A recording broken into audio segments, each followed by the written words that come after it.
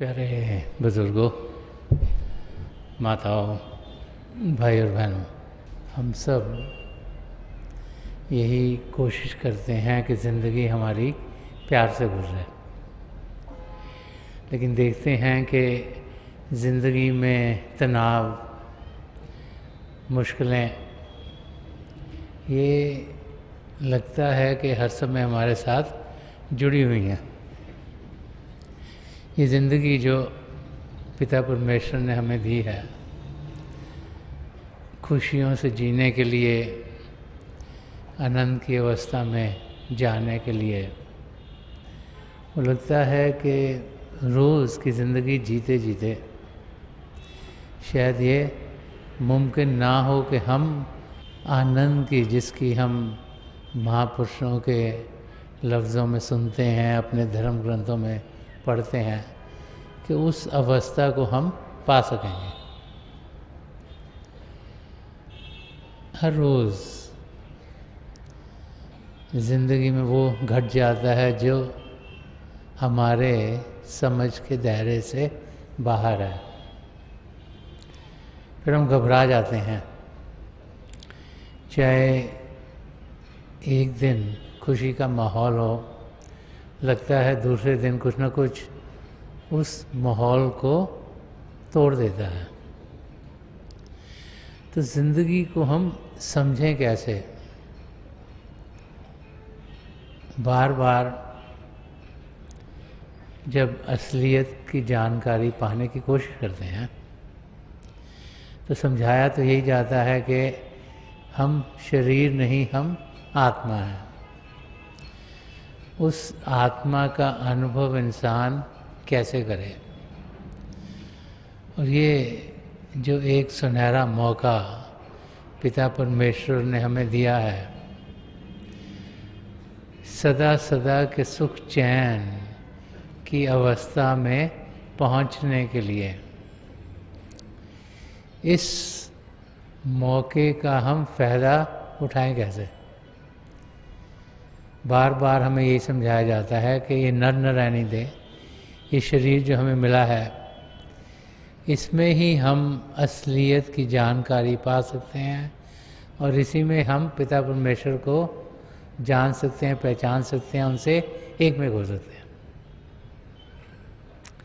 कि खुशियाँ सब प्रभु से मिलती हैं और जो प्रभु में लीन हो गया वो फिर सदा सदा के सुख चैन की ज़िंदगी पा गया। तो इस ज़िंदगी में जबकि हमें वो सब दिया गया है जिसके ज़रिए हम मोक्ष की अवस्था में पहुंच सकते हैं, वो सदा सदा के सुख चैन की ज़िंदगी पा सकते हैं, तो हम वहाँ पहुँचते क्यों नहीं? क्या चीज़ है जो हमें रुकावट देती है? अब एक तरफ तो ये समझाया जाता है कि रूहानियत बहुत आसान है, प्रभु हैं, उन्होंने सृष्टि रची, अपने अंशों को अपने आप से अलग किया, आत्मा परमात्मा का अंश है और इस नर नारायणी देह शरीर में आने का मौका दे दिया, क्योंकि इसमें आत्मा बसे परमात्मा बस रहे हैं, उन दोनों ने मिलना है। तो सिंपल स्ट्रेट फॉरवर्ड है कि आत्मा है, परमात्मा है, उनने मिलना है। वह हालत कुछ ऐसी है कि अगर दो सिटीज़ हों और एक से दूसरे में जाना हो तो बीच में पहाड़ हो, तो फिर जब एक से दूसरी तरफ जाते हैं, पहाड़ की जो सड़कें होती हैं उनको पार करके हमें बड़े ध्यान से जाना पड़ता है, क्योंकि सड़कें स्लिपरी भी हो सकती हैं, छोटी भी हो सकती हैं, एक तरफ खाई भी होती है, कोई पत्थर आके गिर भी सकता है क्योंकि पहाड़ है। तो इस शरीर में जिसमें कि आत्मा परमात्मा है, एक मन का पहाड़ बीच में खड़ा है। जिसको पार करना इतना आसान नहीं, जहाँ तरह तरह की तकलीफ़ें हमारे सामने आ जाती हैं कि हम फिसल जाते हैं, गिर जाते हैं, पत्थर के बोझ के नीचे दब जाते हैं। और वो अवस्था जो कि हर पल हमारे अंग संग होनी चाहिए, उस अवस्था तक हम पहुंचते नहीं। तो संत दर्शन सिंह जी महाराज, जिन्होंने बहुत कुछ रूहानियत के रास्ते के बारे में कहा है, एक शेर के ज़रिए ज़िंदगी कैसी होनी चाहिए, कैसी हो गई है, और फिर अगर समझ में आए कि होना क्या चाहिए और हो क्या गया है, तो फिर हम जो होना चाहिए उस और कदम बढ़ा सकते हैं। उसके बारे में यहाँ फरमा रहे हैं, और फरमा रहे हैं कि कोई मिले तो पूछ लें, कोई मिले तो पूछ लें, मौसमे गुल तो है मगर। वो फरमा रहे हैं कि मौसम तो बसंत का है, फूल खिल रहे हैं, खुशबू ही खुशबू है, हवा भी मन मन चल रही है, और स्प्रिंग टाइम जब आता है तो पतझड़ ख़त्म हो गया, विंटर ख़त्म हो रही है, और चीज़ें फिर नई उगनी शुरू हो रही हैं। कि बसंत की ऋतु तो है, बगीचे में फूल भी खिलने जा रहे हैं, उनकी सुगंध भी मनमंद है, हवा भी बड़ी अच्छी चल रही है। तो पूर्व कह रहे हैं कि कोई मिले तो पूछ लें, मौसम गुल तो है मगर। कि मौसम तो बहुत अच्छा है, एटमॉस्फेयर बहुत अच्छा है। पिता परमेश्वर ने यहाँ इस शरीर में हमें भेजा, इस धरती पर हमें भेजा, और हमारी आत्मा जो 84 लाख जिया जून में भड़क रही थी, जिसे dark night of the soul कहा गया है, कि वो हमारी आत्मा के लिए अंधेरी रात थी। क्योंकि किसी और योनि में हम ना तो अपने आप को जान सकते हैं, ना पिता परमेश्वर में लीन हो सकते हैं। तो किसी भी और योनि में हम सदा सदा का सुख चैन पा नहीं सकते। इसीलिए उसको कहा कि ये हमारी आत्मा की बहुत अंधेरी रात है, कि हम प्रभु से अलग हैं, वो सदा सदा का सुख चैन पा नहीं सकते। तो प्रभु ने दया की, कृपा की, हमें मानव चोला दे दिया, इस धरती पर भेज दिया, और हमें वो मौका दे दिया जो स्प्रिंग टाइम का है। सर्दी दूर हो गई ठंड में, जबकि पतझड़ हो जाता है, पत्ते गिर जाते हैं, सब जगह हलचल हलचल रहती है, शांत इंसान हो नहीं सकता, कुछ ना कुछ गड़बड़ होती रहती है। कि वो समय हट गया, अब बसंत ऋतु आ गई है, कि इस अवस्था में प्रभु ने हमें भेज दिया। तो वो तो बड़ी खुशी है कि हम यहाँ पे पहुँच गए। पर फरमा रहे हैं कि कोई मिले तो पूछ लें, मौसमे गुल तो है मगर। कि एटमॉस्फेयर तो बहुत अच्छा है जहाँ हमें पहुँचा दिया गया है, मगर अगली लाइन में बता रहे हैं कि यहाँ पहुँच के हुआ क्या। प्रभु ने तो हमें भेजा यहाँ अपने आप को जानने के लिए, प्रभु से मिलने के लिए। प्रभु ने भेजा एक मौका देकर कि हम 84 लाख जिया जून से छुटकारा पा लें। प्रभु चाहते हैं कि हम प्रभु के प्रेम का अनुभव करें और खुशियाँ और आनंद की ज़िंदगी हमारे अंग संग हो। मगर हुआ क्या है? तो फरमा रहे हैं कोई मिले तो पूछ लें, मौसम गुल तो है मगर गर्दे खिसां पड़ी है क्यों। आईना बहार पर, कि गर्दे खिज़ां पड़ी है क्यों आईना बहार पर।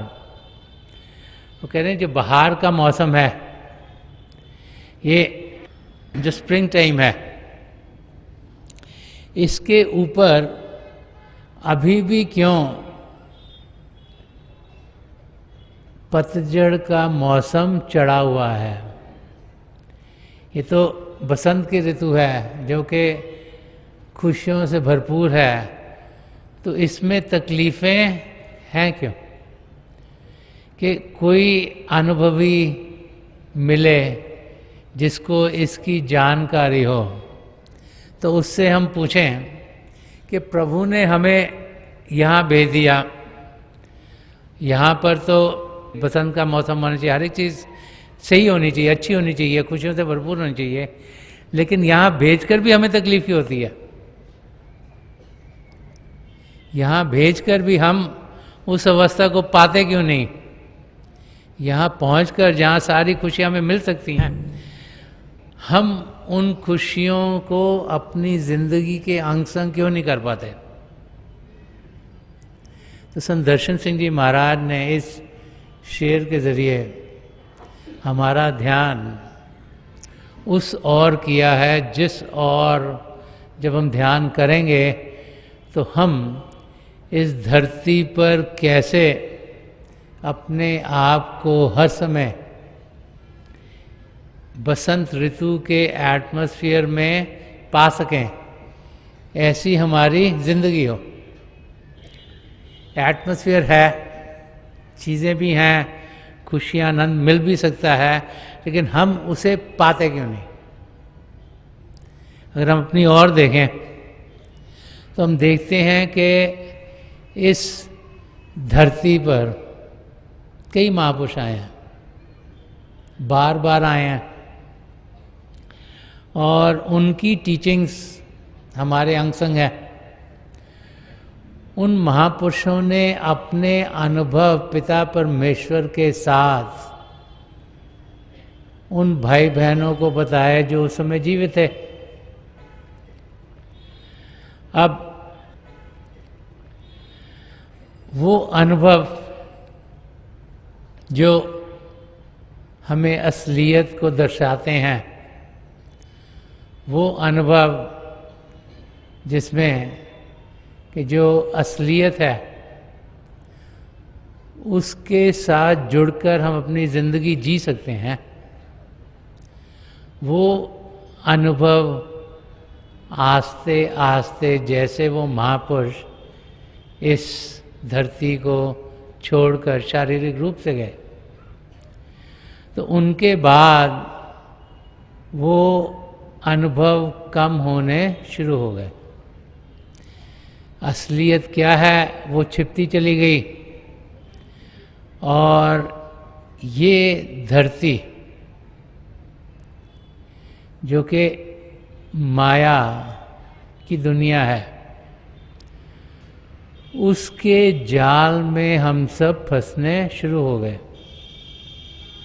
इस धरती पर बहुत सी अट्रैक्शंस हैं जो कि काल ने की हुई हैं ताकि उनमें हम धंस जाएं। इस धरती पर हमें पिता परमेश्वर से दूर रखने के लिए सबसे पहले तो हमारे अंदर, सबके अंदर अहंकार उठना शुरू हो जाता है। हर एक इंसान ये ज़रूर अनुभव करता है कि मैं औरों से अलग हूँ, और फिर वो सोचता है कि मैं शायद औरों से बेहतर हूँ।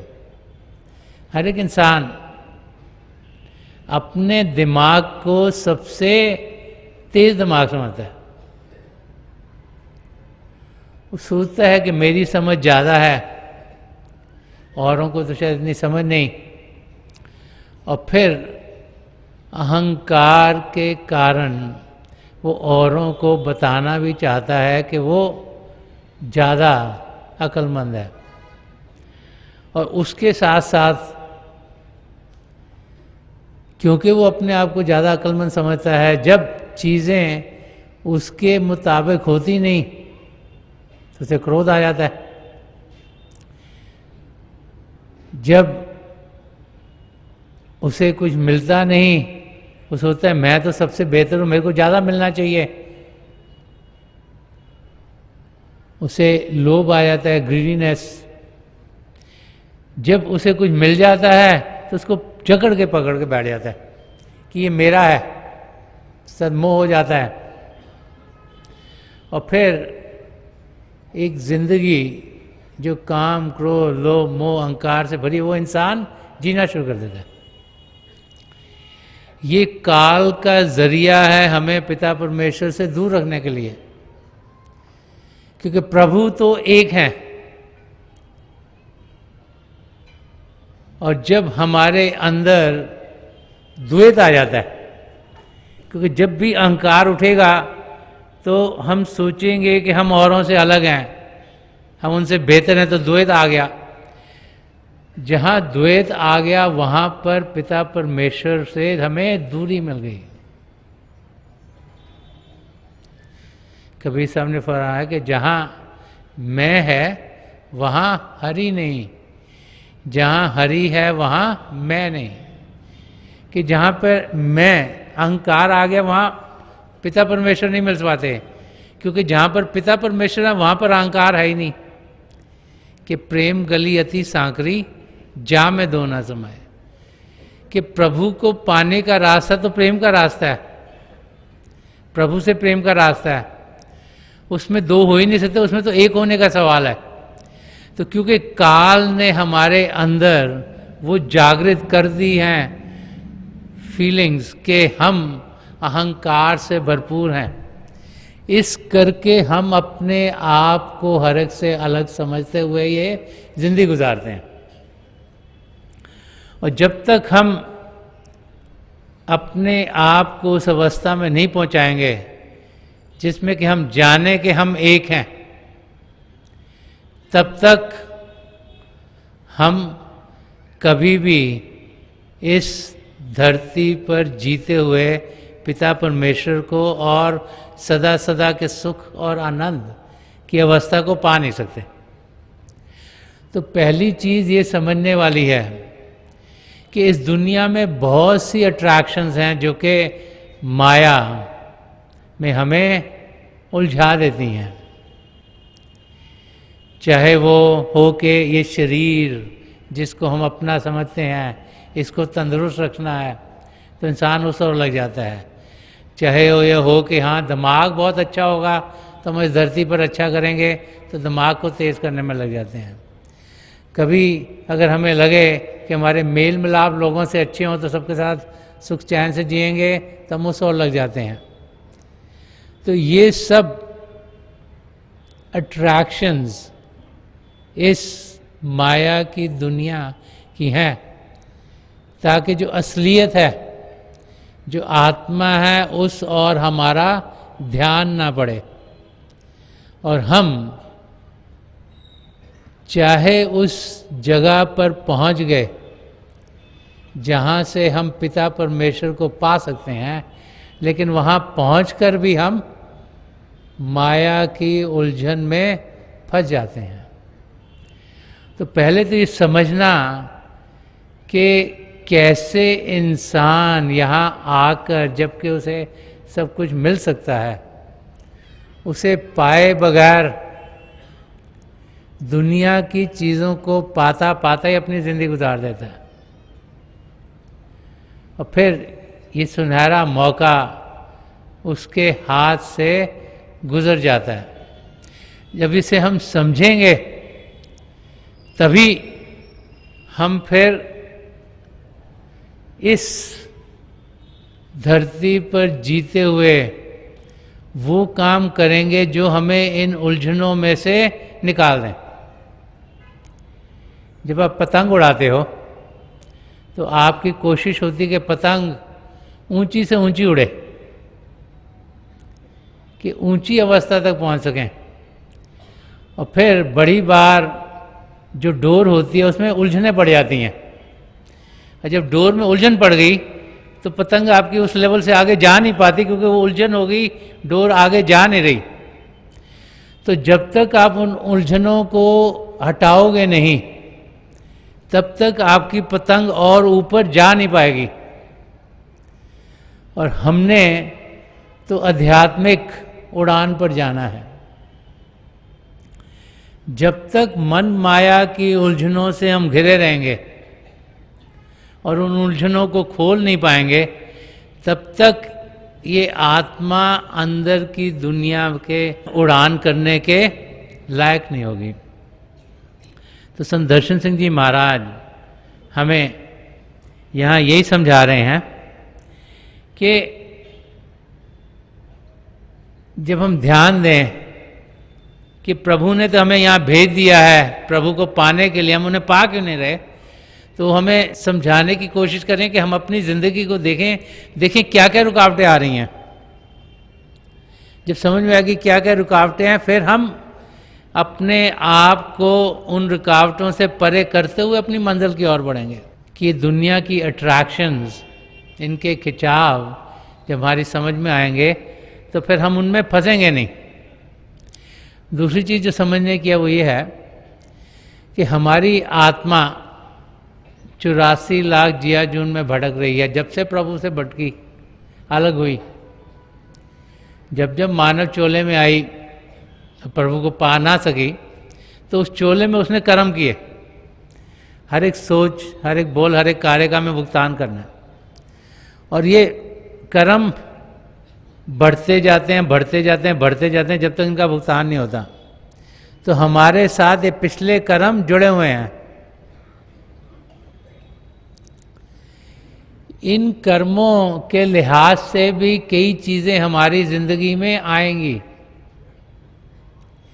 जो सन्मत का रास्ता हमें समझाता है कि 75%, 3/4 हिस्सा जो हमारी ज़िंदगी का है, ये पिछले कर्मों के लिहाज से है।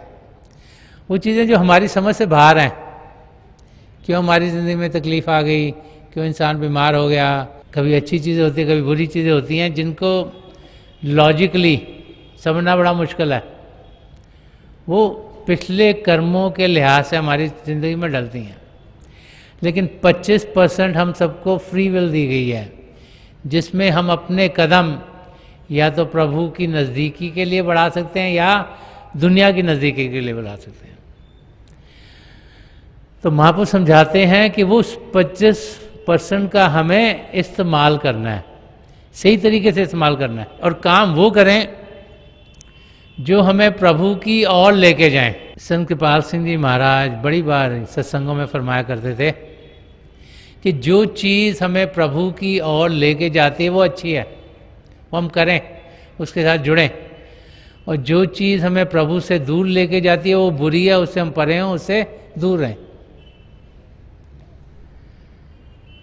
जो कर्मों के लिहाज से हमारी ज़िंदगी में होना वो तो होना ही है, उसको हम प्यार से आराम से झेलें। लेकिन जो हम खुद कर रहे हैं वो कार्य ऐसे हों जो हमें प्रभु की नज़दीकी दें।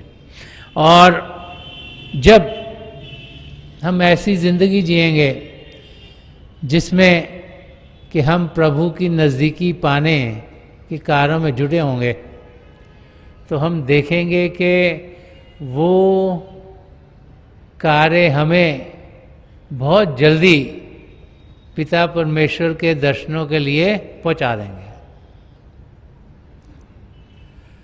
तो कौन से कार्य हैं जो हमें प्रभु की नज़दीकी दिलवाते हैं? शांत अवस्था में पहुंचना। जिंदगी में हलचल हलचल हलचल लगी रहती है।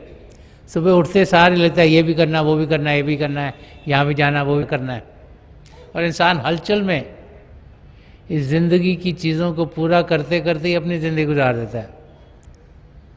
तो पिता परमेश्वर को पाना है तो हमें शांत अवस्था में होना पड़ेगा। इसलिए भजन करना, सिमरन करना, शरीर को शांत करना आसान है, मन को शांत करने के लिए हम सिमरन करते हैं। तो भजन अभ्यास में बैठना बहुत ज़रूरी है। और क्या है जो हमें प्रभु की ओर लेके जाता है? सत्संगों में जाना। सत्संगों में जाने का फ़ायदा क्या है? सत्संग का मतलब सच्चाई के साथ संग करना। जब किसी पूर्ण महापुरुष के सत्संग में हम जाते हैं तो हमारी तवज्जो दुनिया से हटके पिता परमेश्वर की ओर लगती है। वहाँ हमें प्रभु कौन हैं, क्या हैं, उनसे हम कैसे मिल सकते हैं, उसके बारे में जानकारी दी जाती है। और सिर्फ उस समय के लिए ही नहीं जबकि हम सत्संग में हों, वो लफ्ज़ जो हमें सुनने को मिलती हैं और फिर जब अपने सद्गुरु के हम दर्शन करते हैं, जो रूहानी किरणें उनसे हमारी ओर आती हैं, उनका असर बहुत देर तक सत्संग के बाहर रहता है। तो जब हम सत्संग में आते हैं तो अपने महापुरुष के दर्शन करते हैं और फिर जब सत्संग सुनते हैं तो रूहानी किरणें हमारी आत्मा तक पहुंचनी शुरू होती हैं। तो जितने जितने हम रिसेप्टिव होंगे, जितना जितना हमारा बर्तन तैयार होगा, उतनी उतनी तरक्की हमें मिलेगी। कि वो रूहानी किरणें तो हम सब तक आ रही हैं, लेकिन जो रिसेप्टिव हैं वो उसे ग्रहण कर पाते हैं, जिनका ध्यान सत्संग में आकर भी कहीं और है, तो वो फिर उन किरणों को पा नहीं सकते, उनसे बाउंस ऑफ करके कहीं और चल जाती हैं। तो हम पात्र बने ताकि जब वो रूहानी किरणें हमारी और आएँ, हम उन्हें जब्त कर सकें, अपनी रूह की गहराइयों तक उन्हें पहुंचा सकें और आत्मा को जो खुराक चाहिए वो मिले। इसीलिए सत्संगों में आना, अपने सद्गुरु के दर्शन करना बहुत ज़रूरी है कि उनके ज़रिए ही हम अपना ध्यान बाहर की दुनिया से हटा सकते हैं। क्योंकि जब हम उनके अंग संग होते हैं तो हमारे अंदर एक खुशी का माहौल हो जाता है। जब उनके अंग संग होते हैं तो हम एक शारीरिक रूप में रहते हुए भी एक वो आनंद पाना शुरू कर देते हैं जो बाहर की दुनिया से हमें कभी मिला नहीं। हमारे अंदर खुशियों की लहरें चलनी शुरू हो जाती हैं। हमारे अंदर वो अवस्था पैदा हो जाती है जिसमें कि हम अपने आप को सुखी और चैन से भरपूर पाते हैं। सत्संगों में आना, अपने सद्गुरु के दर्शन करना, ये हमारा ध्यान पिता परमेश्वर की ओर करते हैं। और जितना ध्यान प्रभु की ओर हम करेंगे उतना ही उनकी नज़दीकी हम पा सकेंगे। जितनी नज़दीकी प्रभु की पाएंगे उतना ही हम उनसे एक में हो पाएंगे। तो जो कर्म है हमारे पुराने, जब हम अभ्यास करते हैं, जब सत्संगों में जाते हैं, तो वो आस्ते आस्ते आस्ते हमारे कटने शुरू हो जाते हैं। तो जो कर्मों का बोझ हमारे ऊपर है वो जब हटता है तो रूह के ऊपर बोझ कम होता है, उसको ओढ़ने में आसानी होती है। इसीलिए बार बार बार यही समझाया जाता है कि हम उस अवस्था में पहुँचें जिसमें कि हमारी आत्मा अंदर के मंडलों में जाने के लायक हो। एक जगह और संत दर्शन सिंह जी महाराज ने इसी किस्म का एक ख्याल भेजा है। वो फरमा रहे हैं कि चमन के हुस्न की खातिर है आरजू दर्शन। वो कह रहे हैं कि ये बगीचा है जिसमें हम सब आए हैं। हम अलग अलग किस्म के फूल हैं, हर एक की अपनी अपनी खुशबू है, अपने अपने रंग हैं, अपने तरीके से वो खिलते हैं। तो फरमा रहे हैं कि चमन के हुस्न की खातिर है आरजू दर्शन। वो कह रहे हैं कि ये जो बगीचा है ये हर समय खूबसूरत है। इसमें कोई भी फूल मुरझाए नहीं। जो इंसान इस धरती पर आया है वो पिता परमेश्वर को पाले। दर्शन सिंह जी महाराज हम सब के लिए चाह रहे हैं कि हम सब अपनी मंजिल तक पहुंचे। तो कह रहे हैं कि ये मेरी ख्वाहिश है, मेरी आरजू है। क्या? ये चमन के हुस्न की खातिर है आरजू दर्शन, जिसे ना खौफ खजा का वो बहार आए। वो कहते हैं बहार ऐसी हो जिसमें कभी पतझड़ आई ना। वो कहते हैं जिंदगी हम सबकी ऐसी हो इस धरती पर जब हम जी रहे हैं कि ये जो बाग प्रभु का लगाया हुआ है इसमें हर एक फूल खिलता रहे। ये जो धरती है जिसमें प्रभु ने हम सब इंसानों के रूप में हमारी आत्माओं को भेजा है, कि यहाँ जिस मकसद से प्रभु ने हमें भेजा है, जो अपने आप को जानना है और पिता परमेश्वर को पाना है, वो मकसद हम सबका पूरा हो। कि जिसे ना खौफ खजा का वो बहार आए। कि यहाँ पर मौसम ऐसा हो जिसमें कि हर समय चीज़ें अपनी मंजिल की ओर बढ़ती चली जाएं, जिसमें कि जो हमारी आत्मा है वो हर समय प्रभु की ओर तेजी से बढ़े। आत्मा तभी सुख चैन में रहेगी जब वो प्रभु में जाकर लीन होगी, और उस आत्मा को परमात्मा से मिलाने के लिए ही महापुरुष बार बार इस धरती पर आते हैं। संत दर्शन सिंह जी महाराज ने एक जगह और भी फरमाया है कि लौट आए हैं यार के दर से, वक्त ने जब हमें पुकारा है। कि महापुरुष धरती पर आते रहते हैं। किस लिए आते हैं? कि हम सबको उनकी ज़रूरत है। हम सब जो भटक गए हैं, जो प्रभु को याद नहीं करते, उनकी ओर ध्यान नहीं देते, जो दुनिया के रंग में रंगे गए हैं, हमारा ध्यान पिता परमेश्वर की ओर करने के लिए महापुरुष आते हैं।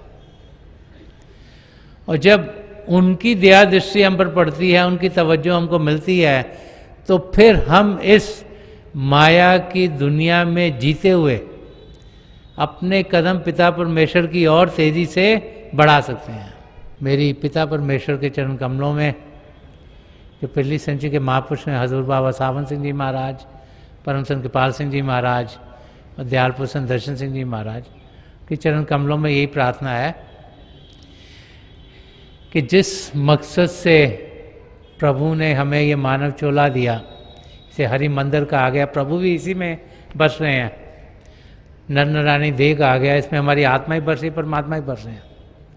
कि जिस मकसद से प्रभु ने ये हमें शरीर दिया है,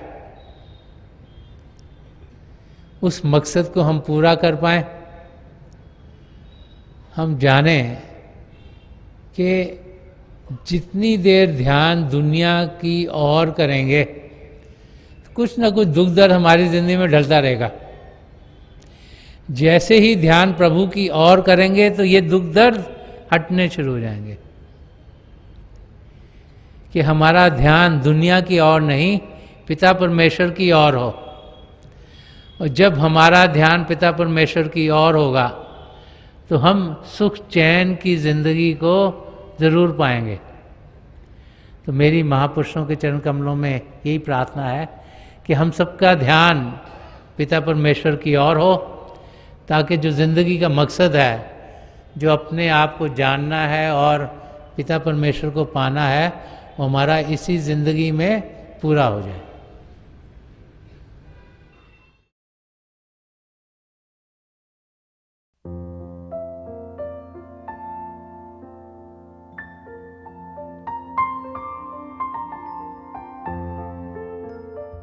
तो थोड़ी देर के लिए हम सब अभ्यास के लिए बैठ जाएं।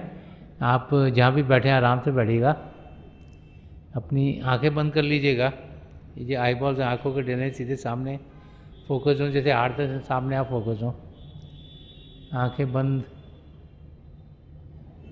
करते ही वो भाई बहन जिन्हें नाम की देन मिली, आप सिमरन कीजिएगा। और जो भाई बहन यहाँ नए हैं, आप पिता परमेश्वर के किसी भी जाति नाम का जाप कीजिएगा। जाप मन ही मन करना, ऊंचा नहीं दोहराना। मेरी प्रभु के चरण कमलों में, और जो पिछली संचि के महापुरुष हैं हजूर बाबा सावन सिंह जी महाराज, परम संत कृपाल सिंह जी महाराज और दयाल प्रसन्न दर्शन सिंह जी महाराज के चरण कमलों में यही प्रार्थना है कि जो जो हम सबके लिए बेहतर हो ये महापुरुष हमें दें, हमें सबके साथ जोड़ें और हमारे भीतर प्रभु की ज्योत के हमें दर्शन करवाएं। थोड़ी देर में मैं आपको इस बैठक से उठाऊंगा और मेरी शुभकामनाएं आप सबके साथ हैं।